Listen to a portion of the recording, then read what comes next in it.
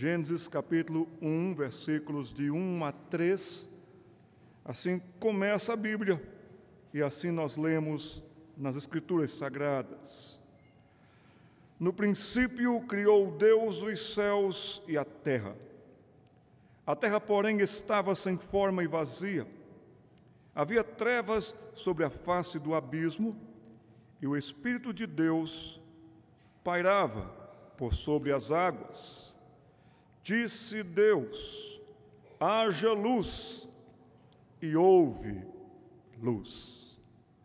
Senhor, com a sua palavra aberta e no texto que abre a sua palavra, que nós possamos lembrar, meditar, que nós possamos sempre aferir as nossas vidas, existindo para o louvor da sua glória, lembrando que o Senhor é o Criador de todas as coisas, que o Senhor sustenta todas as coisas pela palavra do seu poder, e que a sua palavra nos diz que um dia estaremos diante do Senhor. Por isso nós pedimos que nos ajude a entender, guardar, ensinar e praticar essas verdades. Em nome de Jesus. Amém.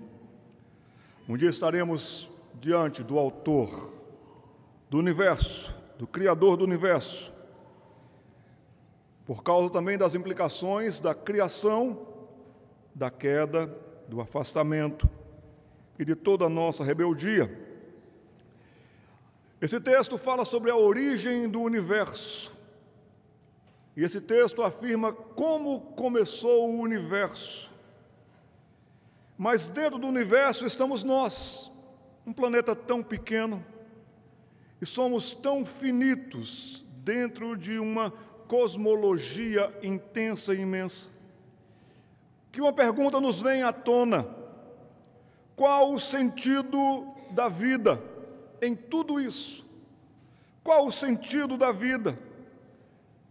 Uma pergunta filosófica intensa e profunda, porque cada vez mais vem aumentando o número de desanimados, desorientados, porque não vem aumentando, infelizmente, o número dos desesperados, vem aumentando o número dos cínicos, dos inconsequentes, e assim as pessoas estão existindo no planeta Terra.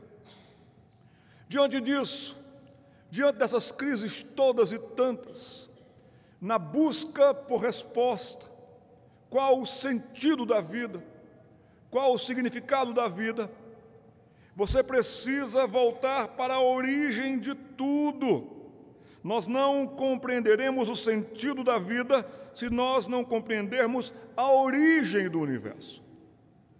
Mas se as pessoas não olham para o que a palavra de Deus diz com relação à origem do universo, a vida vai ficando sem sentido, sem propósito, sem razão, sem motivo. Como, por exemplo, qual o sentido do estudo?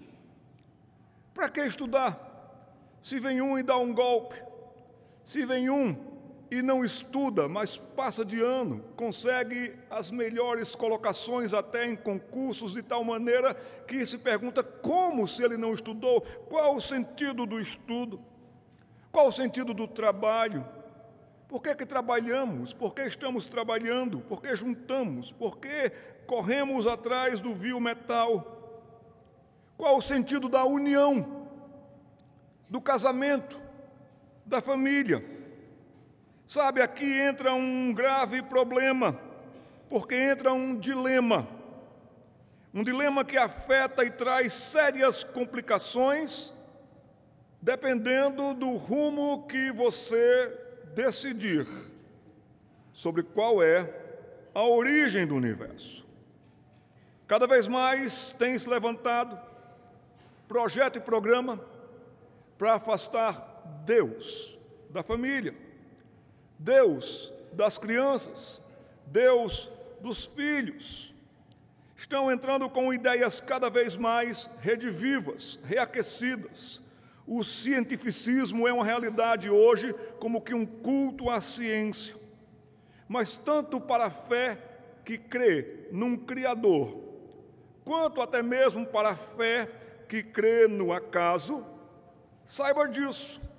A própria resposta da Bíblia sobre o que é fé, Hebreus capítulo 11, versículo 1, diz que a fé é a certeza e que a fé traz convicção de fatos que se não veem.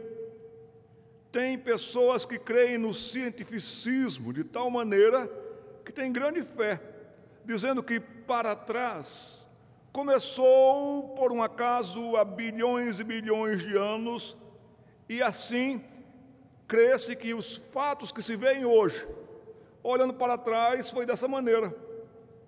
Nós que cremos no Criador e sustentador do universo, nós olhamos para trás e dizemos: tudo isso existe da forma que existe, porque o Deus Criador, Senhor, soberano, poderoso, assim o fez. Mas a fé cristã, a fé bíblica, a fé teísta, é a única que não só olha para trás e afirma um Criador para a criação do mundo, como também olha para frente com esperança. A palavra de Deus também nos fala de novos céus e nova terra, e até nos diz onde habita a justiça. Mas aqui, dependendo da informação que você receber e que você confiar, vai afetar toda a sua existência. Uma afirmação cientificista trabalha com o tempo. Há muito tempo, há bilhões de anos. É tempo a se perder a conta. Leva-se uma certa vantagem que inibe explicação. Faz muito tempo, acrescenta tempo aí que faz tempo. A outra maneira de se ver o universo, ela trabalha com uma informação e também com uma afirmação. A informação é: no princípio criou Deus os céus e a terra. E a afirmação é que os céus, a terra e tudo que existe é criação de Deus. Verbos lindos estão nos textos da criação, capítulos 1 e 2 do livro do Gênesis. Verbos como criar, verbos como fazer. Esses, aliás, são dois verbos lindos e cheios de significados no relato da criação. Esses verbos mostram três coisas. Esses verbos criar e fazer no relato da criação mostram capacidade que surpreende. A capacidade do Criador de fazer todas as coisas que você olha, observa, e quanto mais você observar, mais maravilhado você fica com a capacidade que está em questão. Que perfeição! A regularidade, as leis, tudo funciona com uma perfeição fenomenal. Mas também os verbos mostram talento que encanta. Que variedade, Senhor, nas tuas obras. Enquanto falo, use a sua imaginação e veja que beleza e quanto talento nós podemos ver no animal belo e poderoso como um tigre, as suas listras, ou as pintas de uma onça, ou um beija-flor, as estrelas. Tudo o que Deus fez, Ele fez com talento, Ele fez bem feito. Mas também os verbos que estão aqui sobre a criação mostram para a gente o poder de Deus. E esse poder é um poder que clama pelo nosso reconhecimento. E é um reconhecimento que nos leva à adoração. Mas uma linha que fala sobre a criação, a formação do universo, melhor dizendo, exalta o acaso. E se é por acaso, meu querido, o que é que você está fazendo aqui? Se tudo é por acaso, até casar com você foi por acaso. Então, por acaso, vamos nos separar. Por acaso um menino pode dizer para o seu pai: por acaso você é meu pai, mas eu não lhe devo respeito, consideração, nem devo honrar a família. Ou então uma pessoa que abandona os filhos assim: olha, você é meu filho por acaso, siga a sua vida que eu sigo a minha. Se tudo isso veio do acaso, não existem absolutos, finalidades, finitudes com dignidade. Para que viver uma vida honrada? Para que se esforçar para levar uma vida que, quando esta chegar ao fim da existência sobre a face da terra, as pessoas se lembrem de você? Se tudo é acaso, então esqueça absoluto, finalidade, finitude com dignidade e viva o momento. E viva o momento cheio de egoísmo. Vença, porque essa é a lei do mais forte.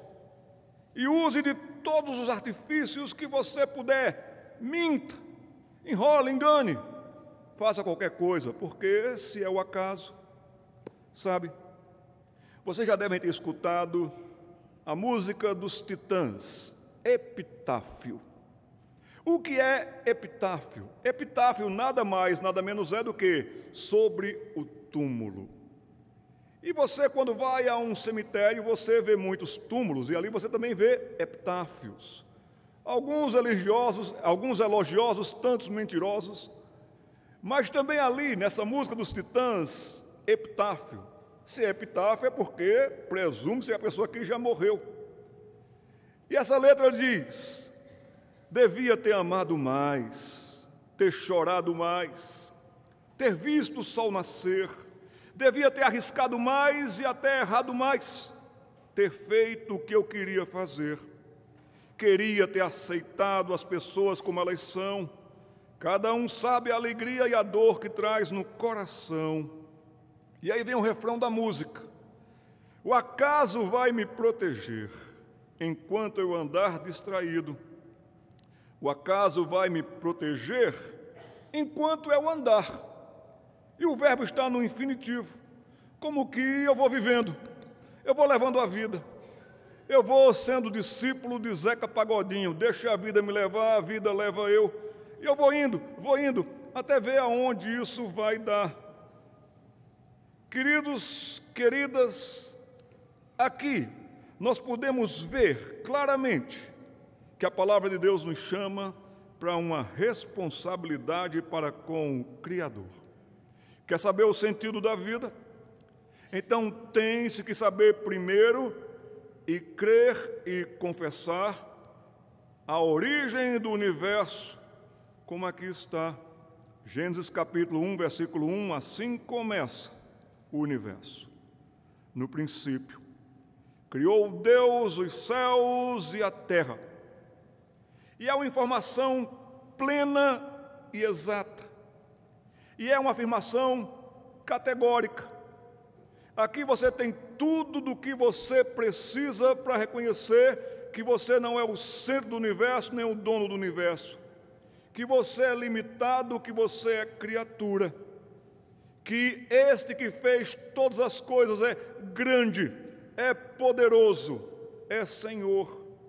E você deveria se voltar para Ele. Sabe, é da gente mesmo, é inato. Até as crianças, quando começam a entender um pouquinho a dinâmica da vida, é inato procurarmos saber quem fez. É natural procurarmos saber como é que isso veio a existir, por quê. E aquilo que você crê, ou aquilo que você descrê, é que conduz a sua vida. Nas últimas 4 décadas, de uma maneira intensa, vimos surgir, levantar-se ferozmente, com grande fúria contra Deus e contra a fé bíblica criacionista teísta, o cientificismo, confrontando a teologia bíblica e a fé teísta. E isso pegou muitos teólogos desprevenidos, sob grande pressão, esses teólogos, muitos deles estavam descuidados e despreparados. E assim não pregaram para o povo, não orientaram o povo, não incentivaram o povo, não trouxeram para o povo ensinamentos que abasteçam a fé para o dia a dia. Mas também muitos desses teólogos já estavam totalmente contaminados com o liberalismo teológico e começaram a abrir concessões, como que, por exemplo, teólogos da última hermenêutica por ser assim a mais recente, por assim dizer. E esses teólogos e muitos pastores e pregadores têm feito males terríveis ao povo de Deus. Por exemplo, em primeiro lugar, estão fazendo interpretações do Gênesis, principalmente nos relatos da criação e, por conseguinte, nos 11 primeiros capítulos do Gênesis, de maneira que se adequem ou se encaixem esses textos nas teorias evolucionistas. Ou então começam a mexer e a negociar a literalidade do relato. Alguns desses ocupadores de púlpito ou até mesmo escritores estão aceitando os textos, relatos da criação, Gênesis 1 e 2, como mito, como lenda, como poesia, uma maneira bonita para dizer que, olha, pensa que foi assim, mas não foi assim. Como às vezes as poesias vêm com tantos galanteios, mas com pouco conteúdo para se analisar. Há mesmo um bispo inglês chamado Nicholas Wright, que falando sobre a criação, ele dá a entender que Deus, ele se aproveitou de coisas que já estavam acontecendo, ou seja, Deus como que se aproveitou da evolução. A evolução acontece, aí Deus percebe, aí Deus diz, vamos lá, eu também quero participar disso aí. Ele chega ao ponto de chamar Adão e Eva de hominídeos, aquela transição entre primata e humano. Então ele trata Adão e Eva como hominídeos. Na verdade, o velho liberalismo diz que o Gênesis, como afirmava Hermann Gunkel, é fruto da imaginação antiga, de gente que imaginava demais, de gente que cria em serpentes marinhas engolindo navios. Então, o Gênesis não passa de um relato de lendas. E o que é pior, meus irmãos, é que nós nos calamos. E o que é pior é que nós deixamos de falar, deixamos de ensinar o livro do Gênesis na escola bíblica dominical, a criação, fundamentando o bem. Também em casa, deixamos de refletir com os nossos filhos. Não ensinamos mais andando pelo caminho, assentados ao deitar e ao levantar. Por que, pastor, ensinar? Por que pregar sobre o relato da criação? E, acima de tudo, por que crer no relato da criação, como afirma, Deus criou? Basta examinar a frequência das afirmações criativas, tanto no Antigo Testamento como no Novo Testamento, para que você e eu percebamos quão importante esse assunto é para as Escrituras e para os escritores bíblicos. Davi falava sobre os atos da criação e os atos criativos de Deus. Lemos um de seus salmos. Isaías falava que Deus como que descortina os céus. E ele mesmo afirmava que Deus chama as estrelas que ele criou pelo nome. Paulo, em Atenas, na capital da filosofia daquela época, e que traz então reflexos até o dia de hoje para a gente, ali no livro de Atos, capítulo 17, Paulo afirma que nele, o Criador, nós vivemos, nós nos movemos, nós existimos.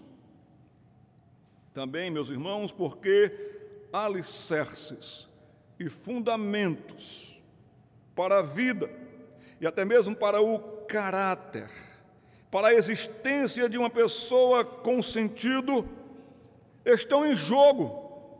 Porque se você não crê, ou se você mal crê, ou se você descrê do poder de Deus, você será mais um. Você fará como todo mundo faz. Assim como também você não crerá, mal crerá, descrerá da autoridade do Senhor na história humana, um Deus que intervém. E tanto o poder de Deus como a sua autoridade na história são baseados em seus atos criativos. A sua providência é melhor compreendida à luz do trabalho criativo de Deus. Deus não só criou, mas Deus mantém, Deus sustenta esse universo. Além disso, a própria autoridade e divindade de Jesus Cristo estão relacionadas com a criação. Colossenses capítulo 1, versículos de 15 a 19, nos informam sobre isso. Portanto, uma vez que a cosmologia de Gênesis é repetida com tanta frequência, e desde que as verdades teológicas vitais se entrelaçam com a cosmologia do Gênesis, deve ser extremamente importante e fundamental para o restante das Escrituras Sagradas. E o texto que nós temos, vamos analisá-lo no seu estilo.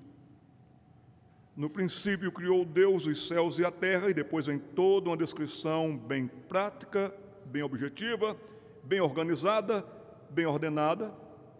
Não há atropelo, não há atrapalho.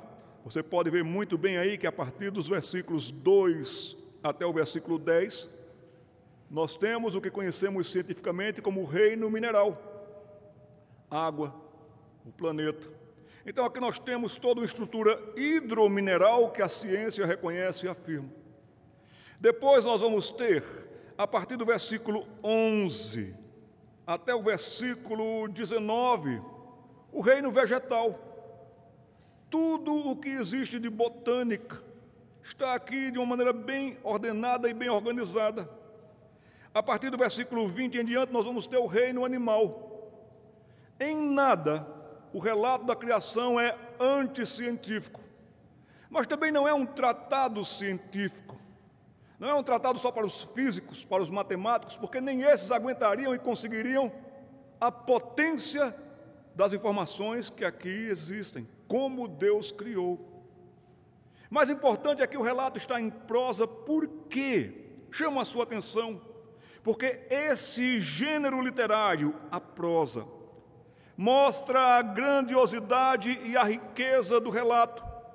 E seja você uma pessoa altamente qualificada em qualquer das áreas da intelectualidade, você vai vibrar e dizer assim, que Deus majestoso. Seja você uma pessoa que lê de carreirinha, uma pessoa iletrada, ouvindo ou lendo esse texto, você também reconhecerá e dará a Deus glória.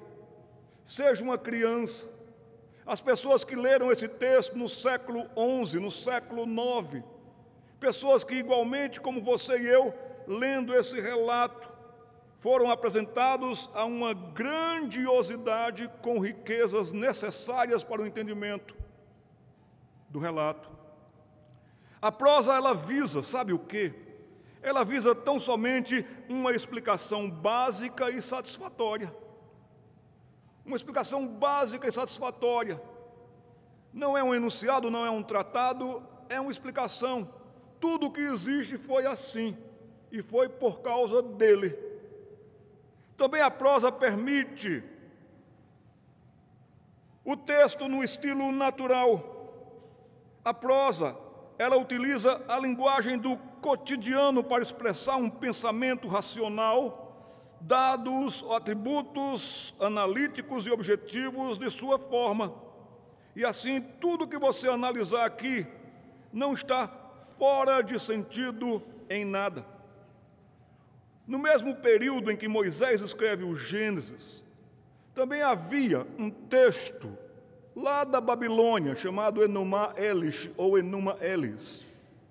E esse texto conta também a criação, mas não conta com a maneira desta, analítica, de uma maneira que você pode objetivamente ver que existem os reinos mineral, hidromineral, vegetal e etc.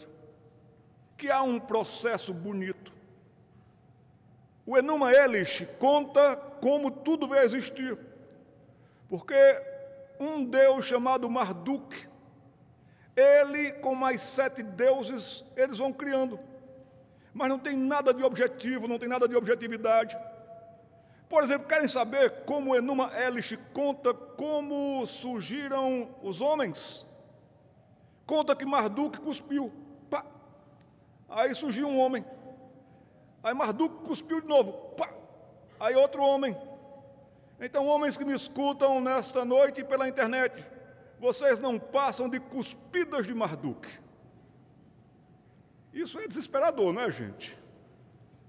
Mas pior ainda a condição da mulher. Como Marduk só cuspia homem, alguma coisa estava errada. Aí Marduk, olha só, deu autoridade e poder aos homens para cuspir quem? Que situação para vocês, minhas irmãs, vocês não passam de cuspidas de homens. Mas o texto é tão estapafúrdio, por assim dizer, que realmente não dá para se crer, dá para se rir, dá para se impressionar, dá para dizer, poxa, como as pessoas naquele tempo podiam crer nisso, mas no Gênesis, em todo o tempo, não tem nada que contrarie o que você pesquisar. Vá firme, vá fundo e você vai ver que você descobrirá coisas maravilhosas e fantásticas. Abra comigo, sem desmarcar o livro do Gênesis, mas abra comigo o Salmo de número 111, versículo 2. O Salmo 111, versículo 2, está no laboratório Cavendish, em Cambridge. E assim, quando os homens estavam desenvolvendo com mais capacidade a ciência moderna, na física, na química, em Cambridge, quando avanços científicos maravilhosos, descobertas maravilhosas, estudos preciosíssimos estavam acontecendo, aqueles doutores em Cambridge colocaram bem na entrada do laboratório Cavendish o Salmo 111, versículo 2. Vamos ler todos?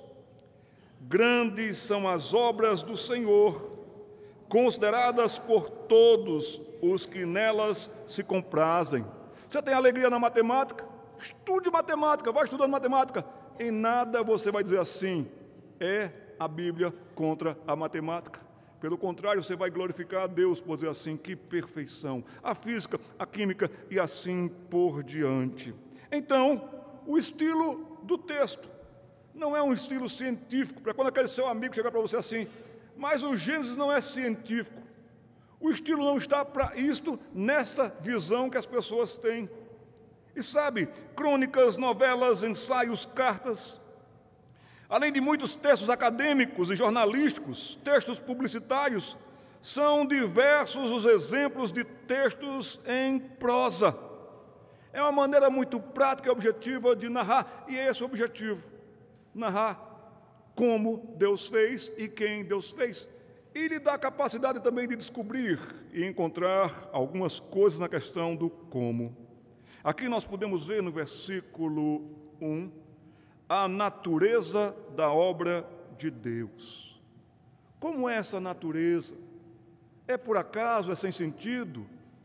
É alguma coisa que apareceu de repente? Não.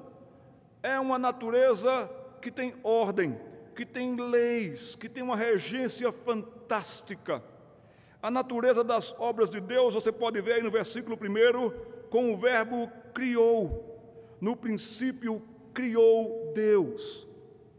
E aqui está o verbo bara.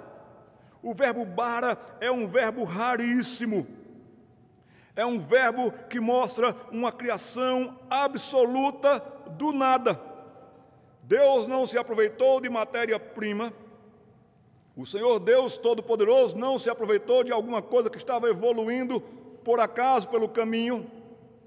Não, do nada Ele trouxe tudo à existência. Nós encontramos ainda dois verbos para fazer no relato da criação. Capítulo 1, versículo 21, você lê aí também, no português está: criou, pois, Deus os grandes animais marinhos e todos os seres viventes que rastejam, os quais povoam as águas, segundo a sua espécie, e todas as aves, segundo as suas espécies, e viu Deus que era bom. Perceba que há uma ênfase na espécie, a espécie dos animais, a espécie dos vegetais, e todas as suas ramificações, tudo de acordo com a espécie. Deus assim fez. Mas no verbo, o verbo que aparece aí no versículo 21, que abre esse versículo, é o verbo azan. E o verbo azan, como criou, se eu pudesse tentar passar para vocês, eu diria, é um fazer espetacular. É um fazer que eu tenho que usar de artifícios da nossa linguagem, da nossa expressão, para dizer assim, é um fazer com uau no final. E assim Deus criou, e dá para você ver o reino dos felinos, ou o ramo dos felinos, por assim dizer. Que variedade linda, que coisa espetacular. E se a gente fosse para os lobos, para os cachorros, então, no caso, e a gente ia ficar impressionados. Nós, então, podemos ver que aqui Deus fez de maneira espetacular. O próximo verbo, que tem a ver com esse fazer dos atos criativos de Deus e poderosos de Deus, capítulo 2, versículo 7. E aqui então diz, então formou o Senhor Deus ao homem do pó da terra, e lhe soprou nas narinas o fôlego de vida, e o homem passou a ser alma vivente. Capítulo 1, versículo 27, aparece bara, sim. Criou Deus, pois, o homem à sua imagem. Uma criação, mais uma vez, com esse verbo espetacular e especial. Só Deus pode usar o verbo bara e ninguém mais.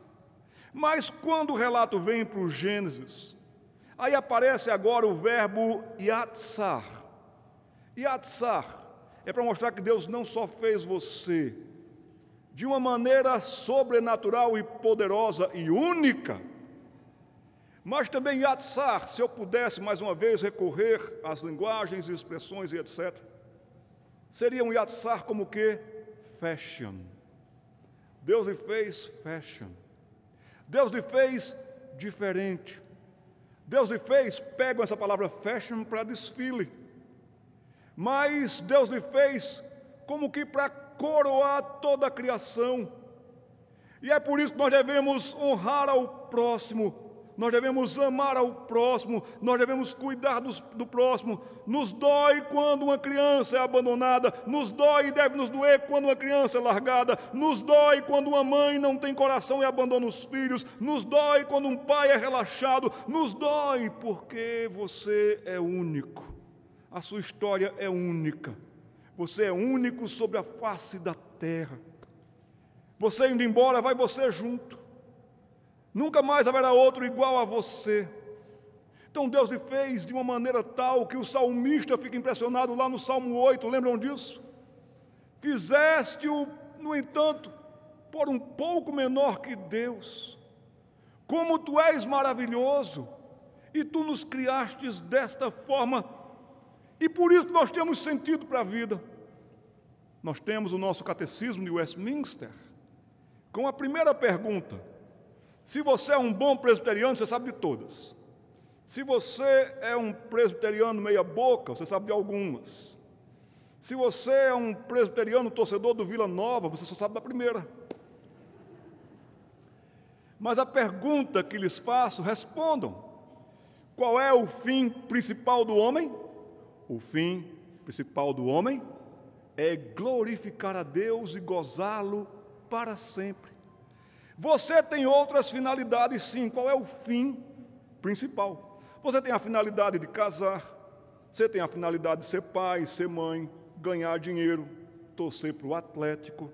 Você tem várias finalidades, mas o fim principal é glorificar a Deus e gozá-lo, gozar dessa amizade para sempre. Assim, o ato criativo de Deus, no versículo 1, portanto, não envolve nenhuma matéria pré-existente.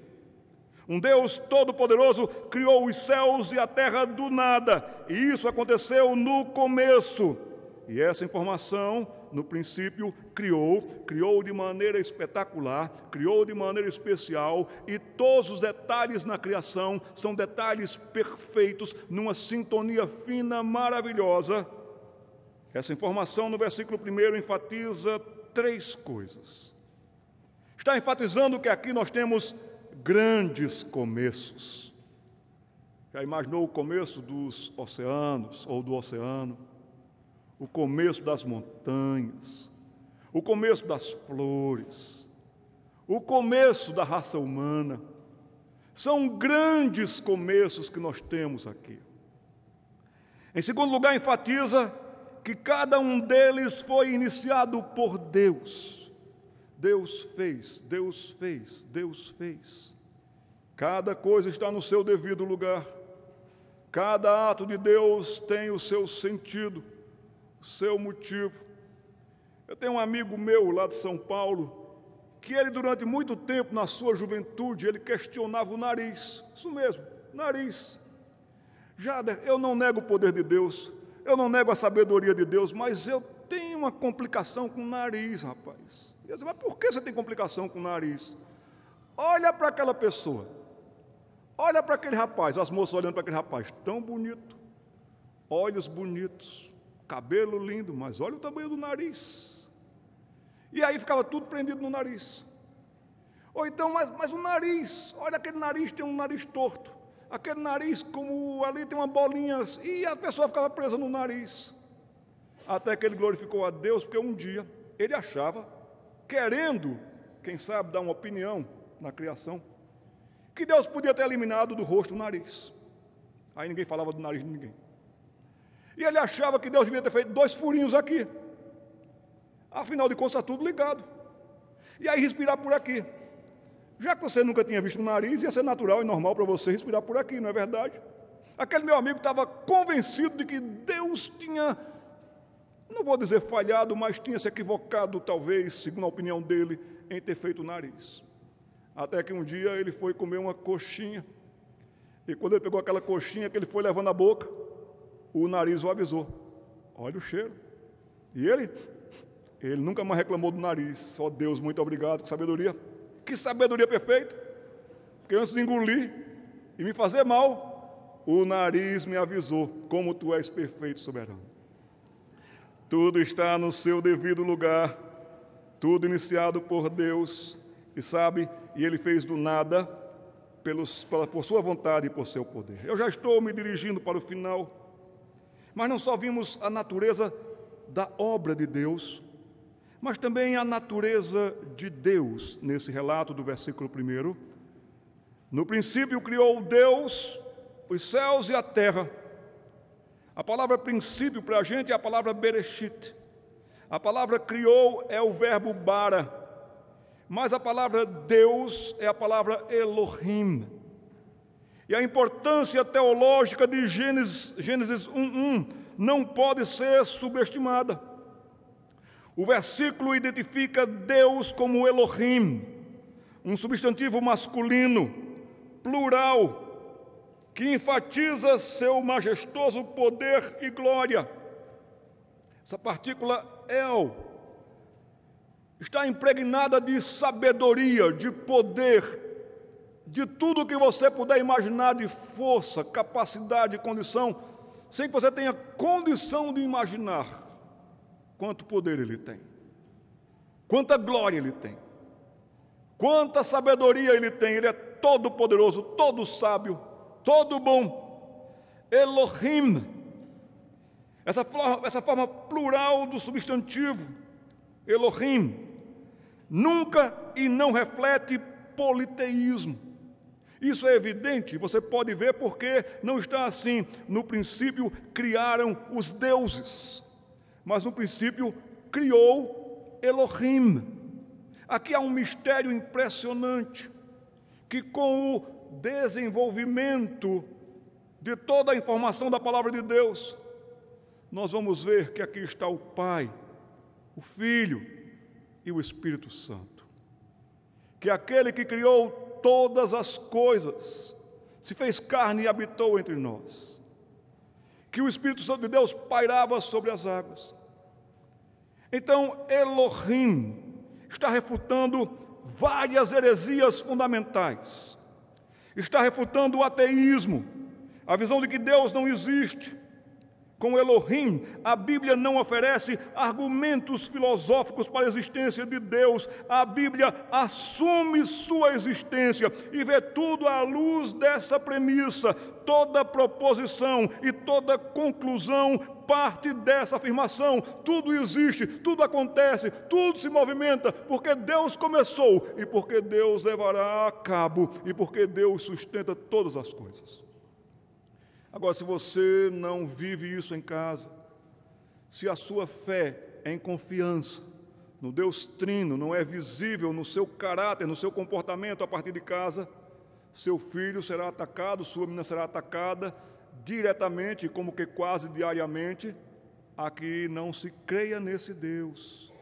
A fé dos nossos meninos e meninas é uma fé visível. Eu quero ver como meu pai professa essa fé. Eu tenho que ver como é que a minha mãe professa essa fé.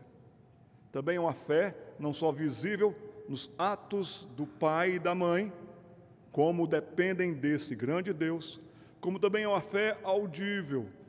Eu escuto desse Deus. Meu pai fala com esse Deus. Minha mãe fala com esse Deus. Um garotinho lá no Amazonas, mora lá para dentro dos rios, não tinha acesso a nada, televisão nem nada, estou falando isso há mais de 30 anos atrás.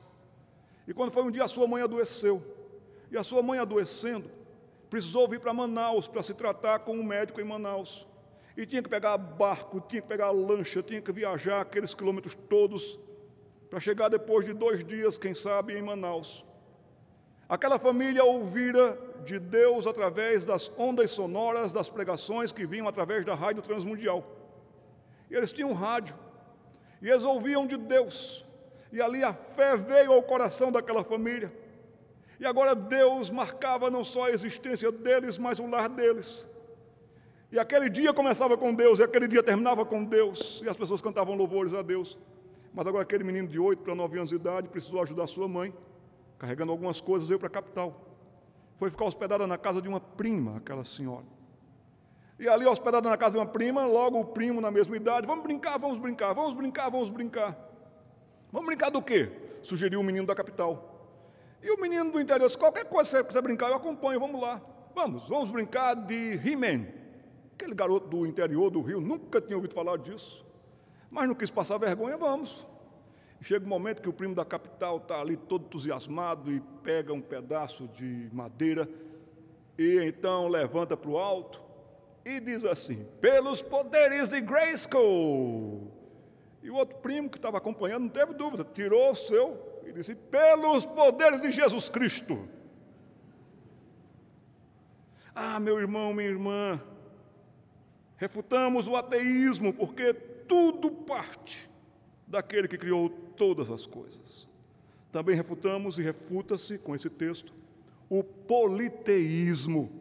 A forma singular do verbo criou é chave para indicar que se crê num único Deus, Criador dos céus e da terra. Não de vários deuses, mas de um único Deus.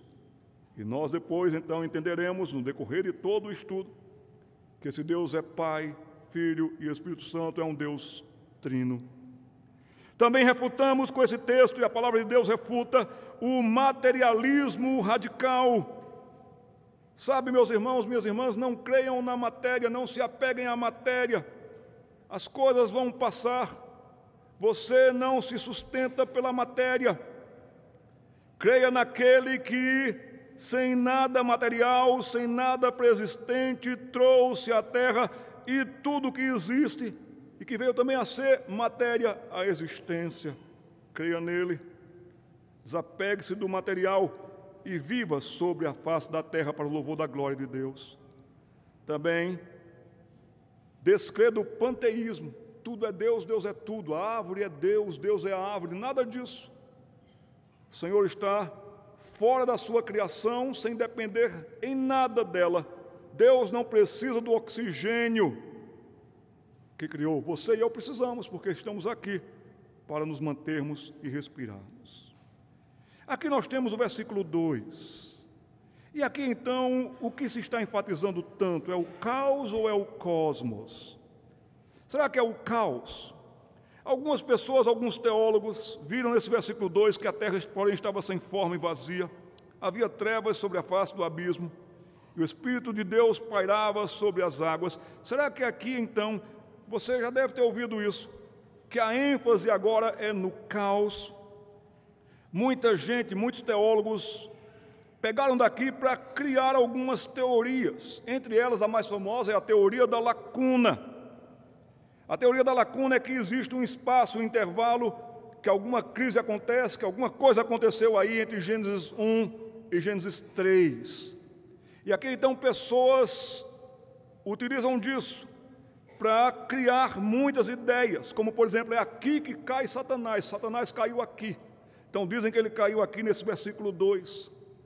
Esse versículo 2 para muita gente se tornou como que aquele quartinho da despensa. O que você não consegue administrar, joga naquele quartinho, joga naquele quartinho. Alguns aqui dizem que aqui estão os dinossauros, joga no versículo 2. Aqui então está a era glacial, joga no versículo 2.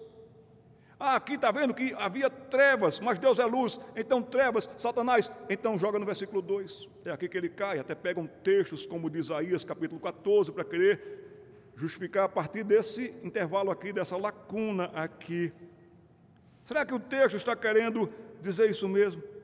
Alguns dizem que aqui Deus cria uma raça pré-adâmica. E então, depois Deus vai dizer, Adão, traga gente para a terra de novo, porque aqueles ali foram como que destruídos e tal. Então são ideias, são fantasias, o texto não está dizendo nada disso. Então saibam disso muito bem. Pessoas pegam e colocam juntos os versículos 1 e 2, para dizer que Deus cria e depois há uma crise.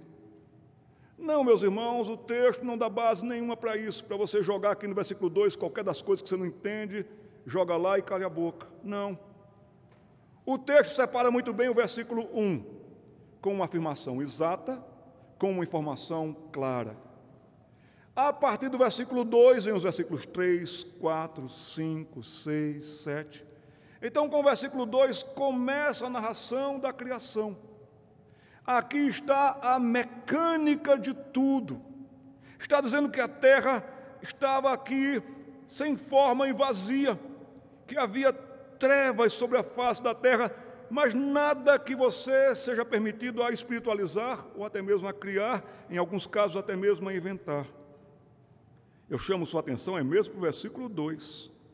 E o Espírito de Deus pairava sobre as águas.